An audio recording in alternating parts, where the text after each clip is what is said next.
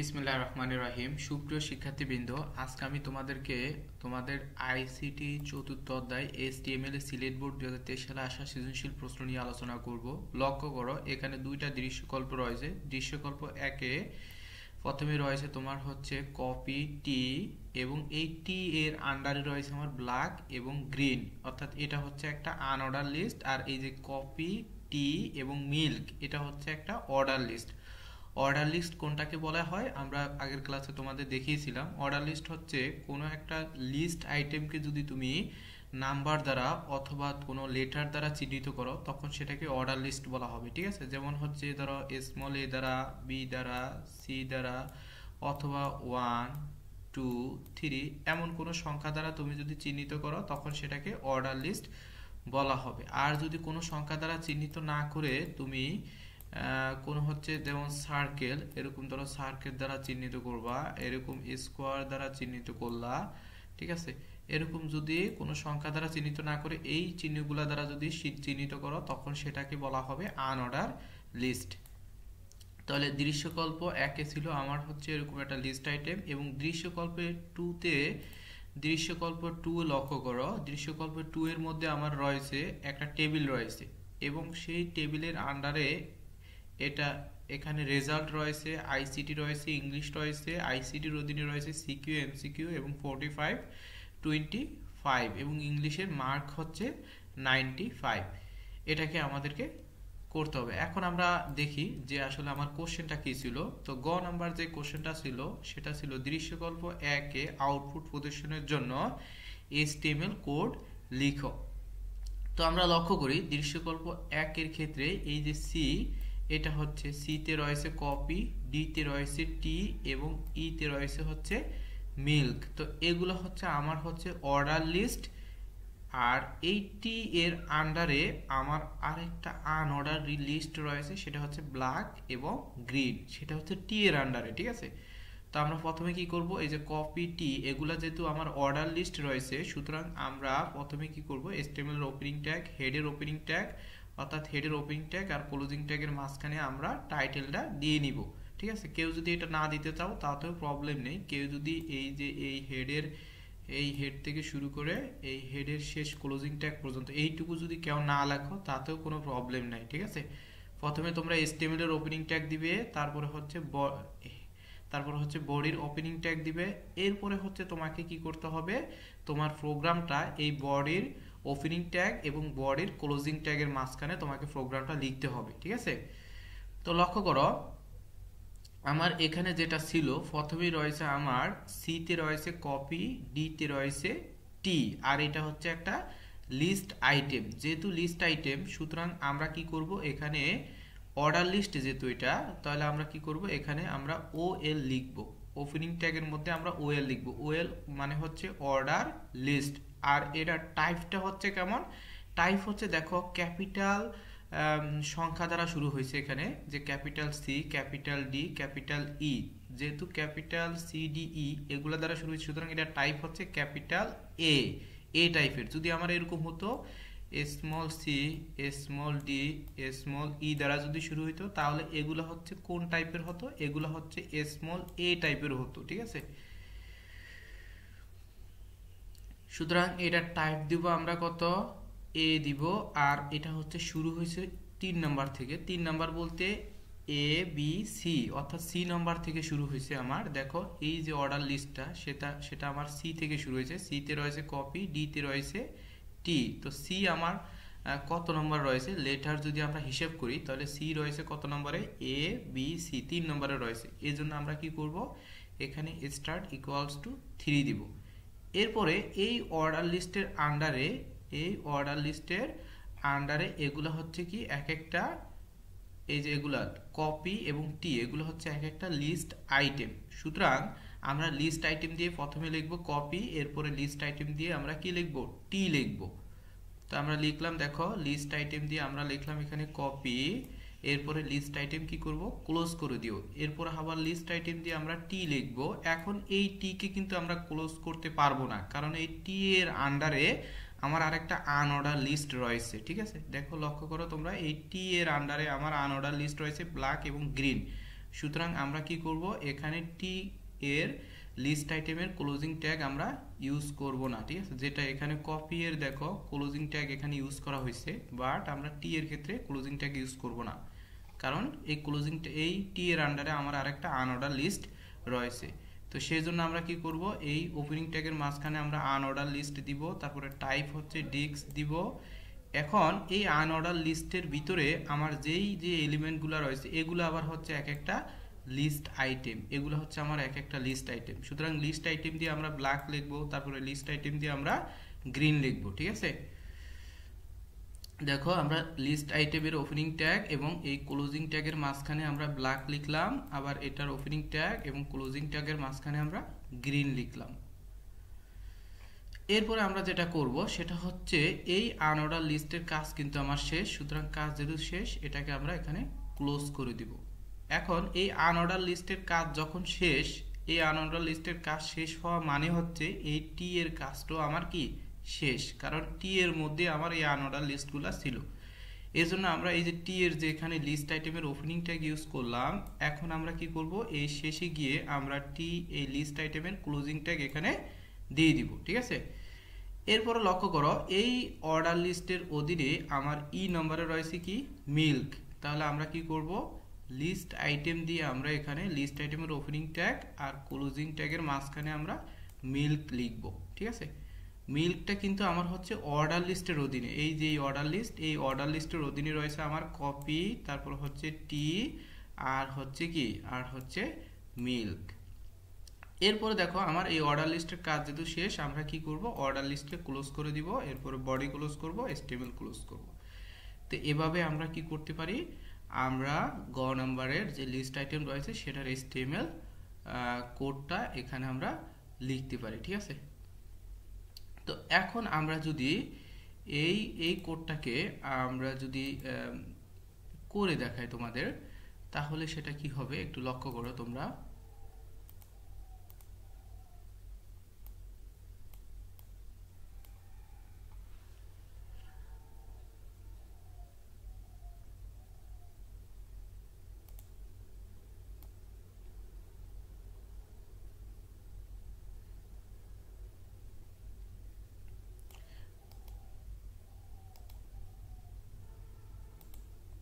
দেখো লক্ষ্য করো, এটাকে আমরা যদি তোমাদেরকে রান করিয়ে দেখি তাহলে আমার রেজাল্টটা কিরকম আসে আমরা একটু লক্ষ্য করব।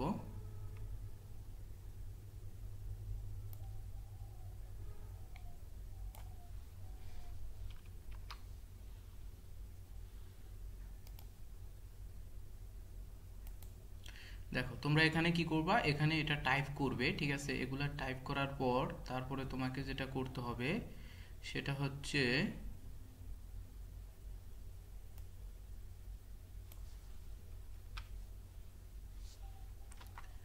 টাইপ করার পর এখানে রানে ক্লিক করতে হবে। দেখো আমাদের এই আউটপুটটা এখানে শো করতেছে। তো আমরা এইভাবে কি করব, গ নাম্বারের HTML কোড শেখার চেষ্টা করব। এরপরে দেখো আমাদের গ নাম্বার নিয়ে আমরা কোড গ নাম্বারে কি বলছে যে দৃশ্যকল্প 2 এর জন্য HTML কোড লেখো এবং ব্যবহৃত ট্যাগ সমূহের বর্ণনা দাও। তো দৃশ্যকল্প 2 এর ক্ষেত্রে দৃশ্যকল্প 2 এ কি রয়েছে, আমার একটা টেবিল রয়েছে। তো টেবিলের ক্ষেত্রে আমরা কি করি, আমরা টেবিলের ক্ষেত্রে প্রথমেই আমাদের দেখি যে ওই টেবিলের মধ্যে কোন রো স্পান অথবা কল স্পান আছে কিনা, ঠিক আছে।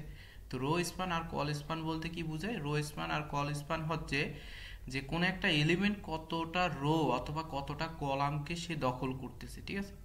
যদি একের অধিক কলামকে সে দখল করে তখন সেটা হবে তার কল স্পান, আর একের অধিক রোকে দখল করলে সেটা হবে তার রো স্পান। এখন লক্ষ্য করো আমার দেখো এখানে এই যে একটা দাগ রয়েছে, হ্যাঁ লম্বালম্বি ভাবে একটা দাগ রয়েছে। এখন এটাকে যদি আমরা এখান দিয়ে টানি, সাপোজ এখান দিয়ে যদি এভাবে টানি, আবার এখানে দেখো একটা লম্বালম্বি ভাবে একটা দাগ রয়েছে, এটাকে যদি এভাবে কল্পনা করি আমরা, ঠিক আছে, এভাবে যদি কল্পনা করি, আবার রো বরাবর দেখো লক্ষ্য করো এখান দিয়ে একটা দাগ রয়েছে, আমরা এটাকে যদি আমরা এখান দিয়ে যদি এভাবে রো বরাবর টানি, তো লক্ষ্য করো আমরা সব সময় কি করব, সব সময় হচ্ছে কোন একটা টেবিলের HTML কোড লেখার ক্ষেত্রে আমরা সবসময় রো বরাবর আগানোর চেষ্টা করব, ঠিক আছে। রো বরাবর আগাইতে হবে আমাদেরকে। তো প্রথমে আমরা এই রো নিয়ে আমরা কাজ করব, ঠিক আছে। তো এই রো এর মাঝখানে রয়েছে কি রেজাল্ট। এখন তুমি লক্ষ্য করো এই রেজাল্টটা আমার কয়টা কলামকে দখল করে আছে। রেজাল্টটা দেখো, এই হচ্ছে একটা কলামকে সে দখল করে আছে, এই হচ্ছে আরেকটা কলামকে সে দখল করে আছে, এবং এই একটা কলাম, তিনটা কলামকে সে দখল করে আছে। সুতরাং এই রেজাল্টের কল স্পান হবে কত? 3, ঠিক আছে। তা আমরা কি করব, প্রথমে আমরা যেহেতু এটা হচ্ছে একটা টেবিল, সুতরাং আমরা বডি লিখে বডির ওপেনিং ট্যাগ দিয়ে তারপরে আমরা কি করব, টেবিল বর্ডার 1, টেবিল বর্ডার তোমাকে দিতে হবে তোমার ইচ্ছা মতো। এখানে তুমি চাইলে 1 দিতে পারো, 2 দিতে পারো, ঠিক আছে। টেবিল বর্ডার দিতে হবে তোমাকে, কারণ তুমি একটা টেবিলের HTML কোড করতেছো, সুতরাং টেবিল বর্ডার তোমাকে এখানে দিতে হবে। আর সেল স্পেসিং চাইলে তুমি দিতে পারো, না দিলেও সমস্যা নাই। সেল স্পেসিং ইকুয়ালস টু 0 দেবো আমরা। এরপর আমরা যেহেতু প্রথম রো নিয়ে কাজ করতেছি, সুতরাং এখানে এই রো এর একটা ওপেনিং ট্যাগ দিব আমরা। টিআর মানে হচ্ছে টেবিল রো, টেবিল রো এর জন্য একটা ওপেনিং ট্যাগ দিব, এবং সেই টেবিল রো এর মাঝখানে আমার রয়েছে কি রেজাল্ট, এবং আমরা দেখতেছি সেই রেজাল্টটা তিনটা কলামকে দখল করে আছে। এই জন্য আমরা কি করব, এই টিডি দিয়ে কল স্প্যান ইকুয়ালস টু আমরা এখানে 3 লিখবো। এই কল স্প্যান ইকুয়ালস টু 3 মানে হচ্ছে সে তিনটা কলামকে দখল করে আছে। এরপরে তুমি চাইলে অ্যালাইন ইকুয়ালস টু সেন্টার দিতে পারো, ঠিক আছে, আর না দিলেও কোনো সমস্যা হবে না। But align equals to centre দেওয়ার চেষ্টা করবা, কারণ হচ্ছে তোমার এই যে রেজাল্ট লেখাটা এটা দেখো মাঝখানে রয়েছে, ঠিক আছে। যেহেতু মাঝখানে রয়েছে তুমি চেষ্টা করবা যে অ্যালাইন ইকুয়ালস টু সেন্টার দেওয়ার। তো আমরা কি করলাম, রেজাল্টের কাজ শেষ, অর্থাৎ আমার রেজাল্টের কাজ শেষ, সুতরাং আমরা টিডি এখানে ক্লোজ করে দিব। এরপরে আমার প্রথম রো এর কাজ কিন্তু এখানে শেষ, যেহেতু রেজাল্টে প্রথম রো এর মধ্যে শুধুমাত্র রেজাল্ট ছিল এলিমেন্ট হিসাবে, এবং প্রথম রো এর কাজ যেহেতু আমার শেষ, তো তাহলে আমরা কি করব, এই রোকে আমরা ক্লোজ করে দিব, ঠিক আছে। এরপরে আমরা সেকেন্ড রো নিয়ে আমরা কাজ করব। লক্ষ্য করো সেকেন্ড রো এর মাঝখানে রয়েছে কে, সেকেন্ড রো কোনটা, এটা হচ্ছে দেখো সেকেন্ড রো, এই যে এটা হচ্ছে আমার সেকেন্ড রো, ঠিক আছে, এটা হচ্ছে আমার সেকেন্ড রো। তো সেকেন্ড রো এর মধ্যে কে কে রয়েছে, আইসিটি। দেখো এই আইসিটি লেখাটাও কিন্তু আমার সেকেন্ড রো এর মধ্যে পড়ে, ঠিক আছে। এবং আরেকটা রয়েছে সিকিউ আর হচ্ছে এমসিকিউ। তো লক্ষ্য করো এই আইসিটি যে লেখাটা সেটা আমার দুইটা রোকে দখল করে আছে। এই হচ্ছে একটা রো, ঠিক আছে, এই হচ্ছে একটা রোকে সে দখল করে আছে, এবং এই হচ্ছে আরেকটা রো, অর্থাৎ সে দুইটা রোকে এই আইসিটি লেখাটা আমার দখল করে আছে। তার মানে এটা রো স্প্যান হবে কি 2, আইসিটির ক্ষেত্রে রো স্প্যান 2। আর এখানে সিকিউ আর এমসিকিউ হচ্ছে শুধুমাত্র একটা রো একটা কলাম দখল করে আছে, সুতরাং এটা রো স্প্যান কল স্প্যান দেওয়ার প্রয়োজন নেই। তো আমরা যখন আমরা এখানে আইসিটি টাইপ করব, দেখো লক্ষ্য করো আমরা আরেকটা নতুন রো নিয়ে যেহেতু কাজ করতেছি, তাহলে এখানে টিআর এর ওপেনিং ট্যাগ দিব। এরপরে টিডি লিখে রো স্প্যান ইকুয়ালস টু আমরা কি লিখব, 2 লিখব, কারণ হচ্ছে আইসিটি লেখাটা আমার দুইটা রোকে দখল করে আছে। এরপরে চাইলে আমরা অ্যালাইনমেন্ট ইকুয়ালস টু সেন্টার দিতে পারি, আর না দিলেও কোনো প্রবলেম নেই, কারণ আমার আইসিটি যে লেখাটা সেটা মাঝখানে রয়েছে। এরপর আমরা কি করব, একটা আনঅর্ডার লিস্টের আন্ডারলাইনের ওপেনিং ট্যাগ দিব, কারণ আইসিটি নিচে একটা আন্ডারলাইন রয়েছে, যদি আন্ডারলাইন না থাকে তাহলে এই ট্যাগটা ইউজ করার তোমার প্রয়োজন নেই, ঠিক আছে। সুতরাং এখানে যেহেতু আমার আন্ডারলাইন রয়েছে, দেখো আইসিটি লেখার নিচে একটা দাগ রয়েছে, আন্ডারলাইন রয়েছে, তা এই জন্য আমরা ইউ ট্যাগ ইউজ করব, এর opening tag closing tag use করব। যদি না থাকে তাহলে ওটা ইউজ করার প্রয়োজন নেই। তো আন্ডারলাইন ট্যাগ ইউজ করব, এরপরে আইসিটি লিখবো, এরপরে আন্ডারলাইন ট্যাগটা আমরা কি করব, এখানে শুধু ইউ হবে, সরি এখানে এলটা হবে না। তাহলে আমরা কি করব, আন্ডারলাইন ট্যাগকে ক্লোজ করে দিব। এরপরে যেহেতু এই টেবিল ডাটাটার কাজ শেষ, সুতরাং এটাকে আমরা ক্লোজ করে দিব। এরপরে ওই রো বরাবর আরো দুটো এলিমেন্ট রয়েছে, সেটা হচ্ছে সিকিউ আর একটা হচ্ছে এমসিকিউ। তাহলে আমরা টিডি এর ওপেনিং ট্যাগ এবং ক্লোজিং ট্যাগের মাঝখানে আমরা সিকিউ লিখবো, তারপরে আবার টিডি এর ওপেনিং ট্যাগ ক্লোজিং ট্যাগের মাঝখানে আমরা এমসিকিউ লিখবো। এরপরে কি আমাদের ওই রো এর কাজ শেষ। তাহলে রো এর কাজ যেহেতু শেষ, আমরা এখানে ওই রোটাকে কি করব, ক্লোজ করে দিব। এরপর আমরা 3 নম্বর রো নিয়ে কাজ করব। লক্ষ্য করো এখানে যে থার্ড রোটা রয়েছে, থার্ড রো এর কোনটা থার্ড রো, দেখো এটা হচ্ছে আমার সেকেন্ড রো ছিল, আর এটা হচ্ছে আমার থার্ড রো, ঠিক আছে। এই যে এটা হচ্ছে আমার থার্ড রো। তো থার্ড রো এর মধ্যে কে কে রয়েছে, থার্ড রো এর মধ্যে রয়েছে আইসিটি 45 আর 25। তো আইসিটির কাজ কিন্তু আমরা সেকেন্ড রোতে করে ফেলছি, সুতরাং এটা আর পরবর্তীতে থার্ড রো এর বেলায় করার প্রয়োজন নেই, ঠিক আছে। তাহলে থার্ড রো এর বেলায় আমাদেরকে করতে হবে শুধু 45 আর হচ্ছে 25। তো যেহেতু এটা আমরা থার্ড রো নতুন একটা রো নিয়ে করতেছি, সুতরাং আমরা কি করতে হবে, একটা রো এর ওপেনিং ট্যাগ দিতে হবে, তারপরে টিডি এর মাঝখানে আমরা 45 আবার টিডি এর মাঝখানে 25 লিখব। তো লক্ষ্য করো এখানে আমরা কি করব, টেবিল রো এর একটা ওপেনিং ট্যাগ দিলাম, তারপরে টিডি এর ওপেনিং ট্যাগ আর ক্লোজিং ট্যাগের মাঝখানে আমরা 45 লিখব, টিডি এর ওপেনিং ট্যাগ আর ক্লোজিং ট্যাগের মাঝখানে আমরা 25 লিখব। আর অ্যালাইনমেন্ট চাইলে তোমরা এখানে দিতে পারো, অ্যালাইনমেন্ট চাইলে দিতে পারো, না দিলে কোনো প্রবলেম নেই। যদি মাঝখানে লেখাটা থাকে সেক্ষেত্রে তোমরা অ্যালাইনমেন্ট দিবা, ঠিক আছে।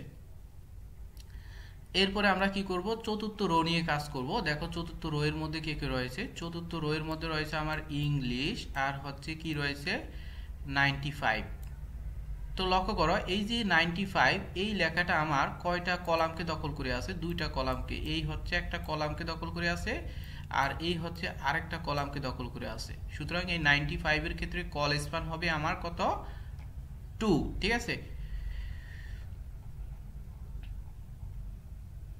তো লক্ষ্য করো আমরা যখন কি করব, এখানে নতুন রো নিয়ে যেহেতু আমরা কাজ করব, সুতরাং এখানে টিআর এর একটা ওপেনিং ট্যাগ দিব, তারপরে টিডি লিখে অ্যালাইনমেন্ট ইকুয়ালস টু সেন্টার লিখে তারপরে হচ্ছে আন্ডারলাইনের ওপেনিং ট্যাগ আর ক্লোজিং ট্যাগ এখানে দিব। এরপরে এখানে লিখব কি, আমরা লিখব হচ্ছে ইংলিশ লিখব, কারণ ইংলিশের নিচে একটা আন্ডারলাইন রয়েছে, যদি না থাকে এই ট্যাগটা ইউ ট্যাগটা ইউজ করার প্রয়োজন নেই, ঠিক আছে, ইউ ট্যাগটা ইউজ করার প্রয়োজন নেই। এরপরে টিডি আমরা ক্লোজ করে দেব। এরপরে টিডি লিখে আমরা কল স্প্যান ইকুয়ালস টু 2 লিখব, কারণ হচ্ছে 95 আমার দুইটা কলামকে দখল করে আছে, ঠিক আছে। সুতরাং এখানে কল স্প্যান লিখে ইকুয়ালস টু 2 দিব আর অ্যালাইনমেন্ট ইকুয়ালস টু সেন্টার দিতে পারে, কারণ 95 লেখাটা দেখো এই রো এর মাঝখানে রয়েছে, এই যে এই রো এর মাঝখানে রয়েছে, এর জন্য আমার কি করব, আমরা চাইলে অ্যালাইনমেন্ট ইকুয়ালস টু সেন্টার লিখতে পারবো, ঠিক আছে। তো এটা লেখা শেষ। এরপরে ওই রো এর কাজ যেহেতু আমার শেষ, তাহলে এই রোটাকে আমরা কি করব, ক্লোজ করে দিব, তারপরে টেবিলকে ক্লোজ করে দিব, বডি ক্লোজ করে দিব, এচটিএমএল ক্লোজ করে দিব, ঠিক আছে। আর যেই ট্যাগগুলো আমরা এখানে ইউজ করব সেই ট্যাগগুলো এখানে দেওয়া আছে, দেখো বিশেষ ট্যাগ কোনটা কোন কোন কাজে ইউজ করা হয়। তো আশা করি